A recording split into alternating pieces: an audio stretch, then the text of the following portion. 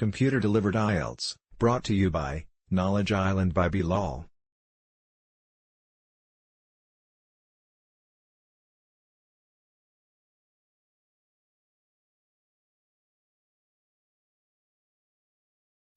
In this first part of the exam, I'd like to ask you some general questions about yourself. Have you got any hobbies? Not really, no.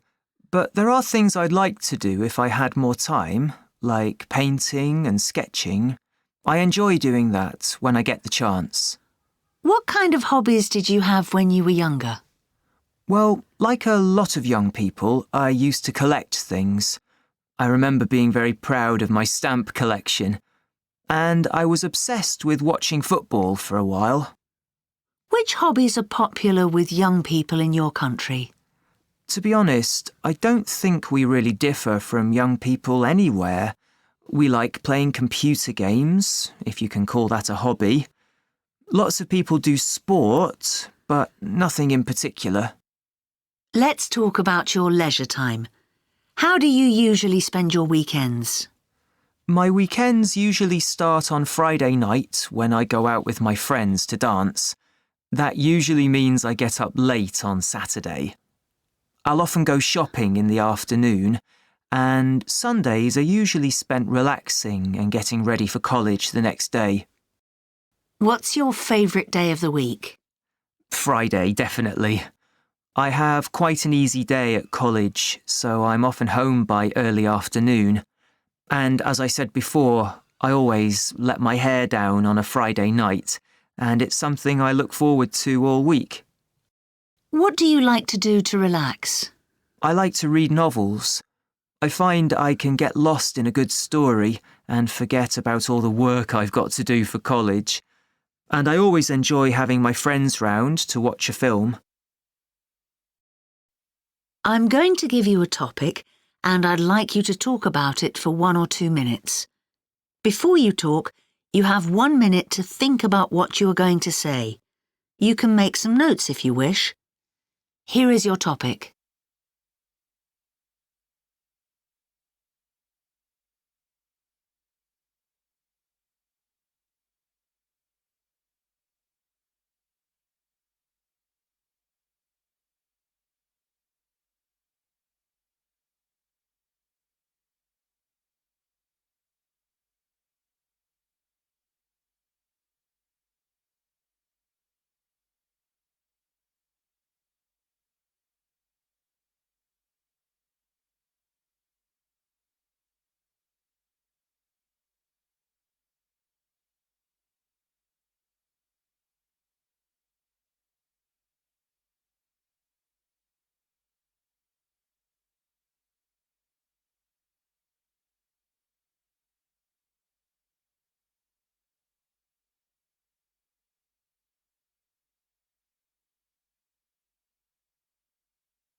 Please start speaking now.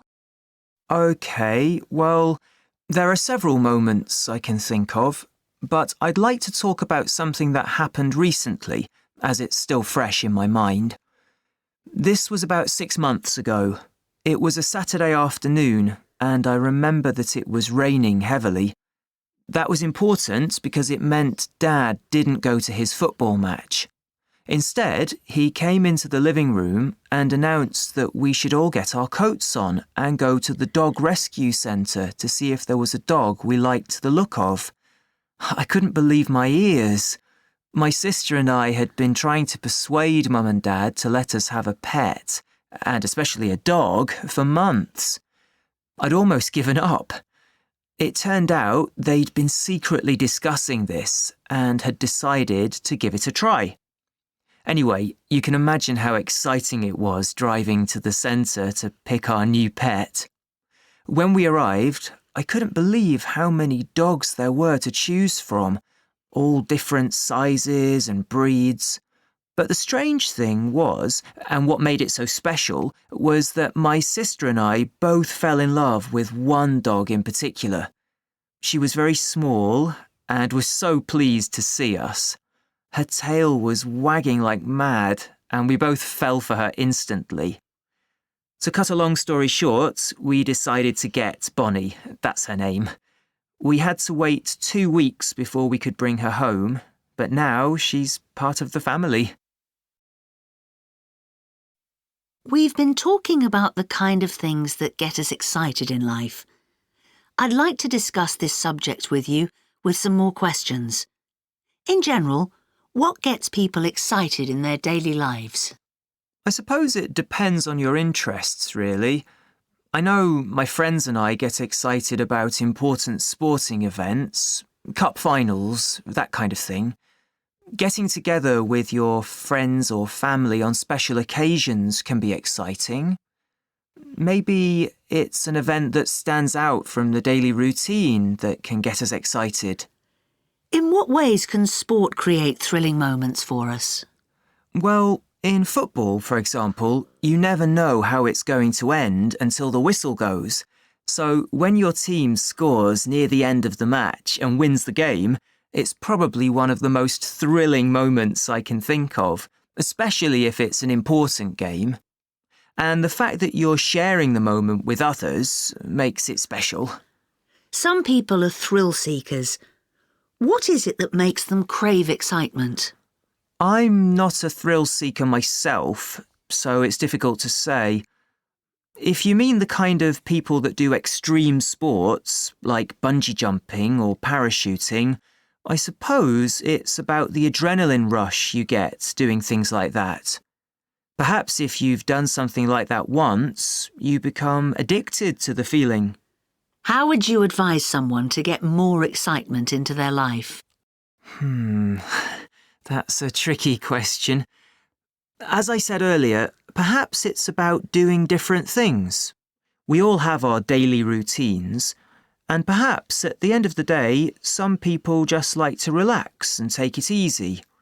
Personally, I'd advise them to spend a Saturday at a football match. I'm sure that would work. Do we get less excited about things as we get older? Perhaps, yes. When you're young, everything is new or feels fresh, like birthdays, for example. Certainly, the older I get, the less excited I am about my birthday. Again, I think it's about doing something new and different. That can create excitement at any age. It's often said that it's better to travel than to arrive. What does this mean to you? Yes, we have a similar expression in my language. It means that the anticipation of something is often better than the thing itself.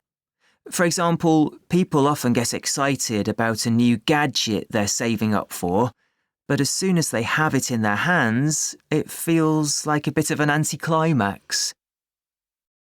Thank you very much. That is the end of the speaking test.